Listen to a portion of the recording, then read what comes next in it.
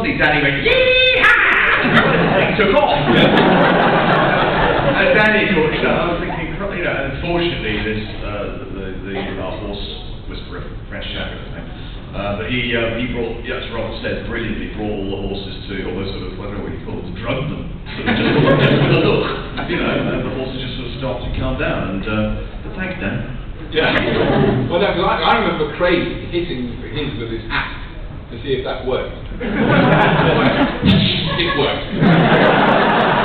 Because they were all trained so well, we were on foot, and they just responded instantly. So if one started running, they thought that was action to them. You know? all right, let's do that. They were pretty amazing. But the bit I loved was when the guy explained to us, because the four gunmen in the apocalypse came up to me as the drunk sheriff, and they were going to shoot guns, which were very loud. I mean, they were firing blanks, but they were. And he said, "Don't worry, the horses are completely used to that. They do it all the time." So they all came up. And these were actors who weren't that cool on horses. I mean, I think one of them in particular hadn't ridden a lot.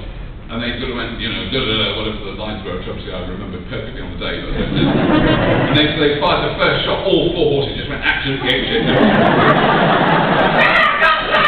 Compared to all the actors, they still kept acting. You know, said I'm good on a horse. You know, they thought that we get chucked off, but I'm good. I've got to look good on a horse. They were.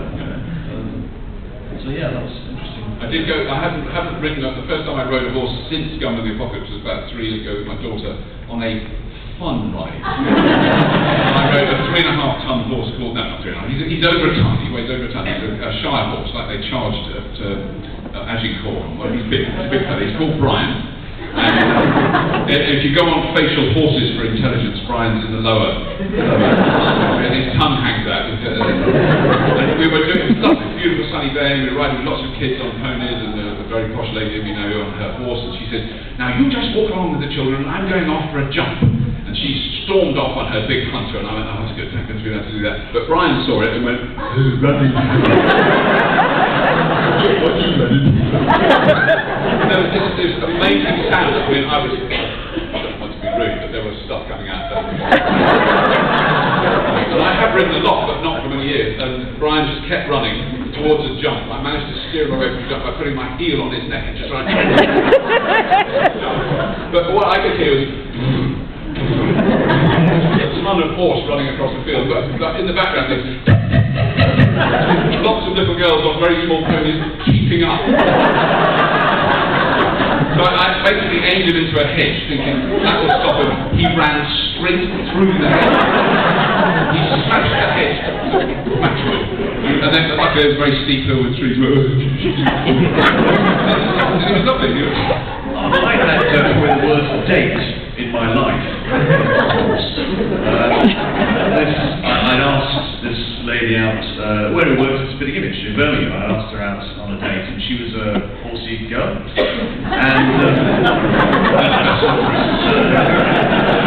And anyway, she sort of said, I said, a drink. And she went, "That's a bit boring, Chris. Why don't we go out horse riding?" I go, "Well, I've never ridden a horse, but I'm willing to go out, willing to do anything you want to do on this date." So she was late booking the horses. She got the two last horses in the stable. One was a slightly mad, I'm not all here horse. The other one was a cart horse that you had to sort of push a bit. Are you alive? Anyway, I got the cart horse and she got the mad horse. And yeah, then it gets scary. She started to go out, so I know a few, lanes across the main road, let's go over there. So she went off on this horse, and just jumping and jittering and very, very fidgety. I could see why no one wanted it. Off she went, and of course my guy, sort of, a bit like Robert's horse, who went, "Oh, they're all shoes, I'll follow that one." Started to go. And then just crossing the road, this Volkswagen Beetle, I remember the car. Volkswagen Beetle, one of those 2-into-1 rather loud exhausts, with a couple of white boys from Birmingham in the anyway, went round the corner, and rapid, absolutely rapid. Of course, her horse went absolutely mad, and of course chucked her off, and then ran back to the stables. And she was on the ground, concussed, I was sitting in the cart horse going, how do I get off? And eventually my horse just followed the other horse back, and I was just going,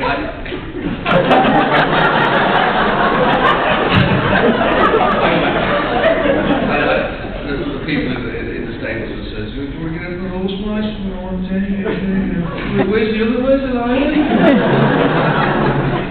Road. She okay? No, but we can find out. I went back, and this older elderly couple had stopped, you know, their see it nothing, and sort of got out, and was sort of helping her, and she kind of was looking daggers back at me, you know. I didn't want to stop, but how are you, sort of thing, and the bloke was just Chris, oh, is this Chris? Is you? He said, actually, I think better phone up the hospital, get her into hospital because he's not in a good shape, this young lady.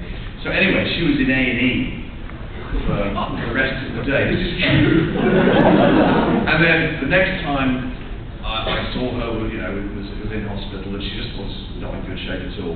Then I saw her parents who'd come to the hospital, and they were looking at me. So, Chris, where's my daughter? She said, all right, I think she's recovering, you know. So I hardly knew her, of course. And then the next time I saw her was about 3 weeks later in Central TV Cafe, and she walked past and said, hi Chris, and I said, are you all right now? She went, I might have permanent brain damage.